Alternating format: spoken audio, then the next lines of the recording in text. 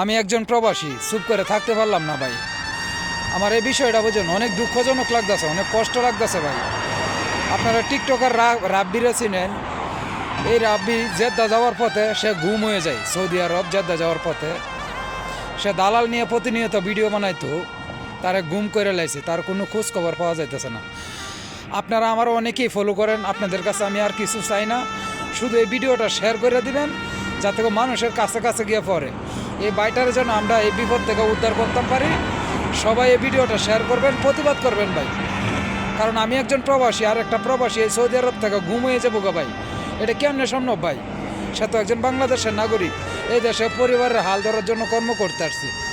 সে উচিত কথা বলতে তারে গুম করে লাইব, তারে এটা করে লাইব। তা এটাই বা কোন ধরনের, আমরা কোন দেশে বসবাস করি? আমরা একজন বাঙালি হইয়া যদি আরেকজন বাঙালি একজন বা প্রবাসীরা গুম করে লা, এটা কেমন কেমন শোনা যায় ভাই?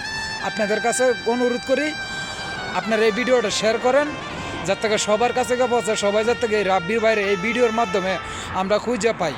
আপনাদের কাছে এটাই অনুরোধ, বিশেষ করে অনুরোধ ভাই। ভাই আমরা প্রবাসী ভাই, আমাদের একটা বিপদ হলে কেউ দেখার মানুষ নেই ভাই।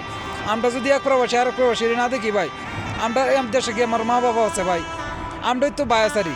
আমরা এক প্রবাসী আরেক প্রবাসী বিপদে বলে হেল্প করবো, দেখবো, এটাই তো ভাই। ভাই সবাই ভিডিওটা শেয়ার করেন, রাব্বিরের জন্য খুঁজে পাই ভাই আমরা।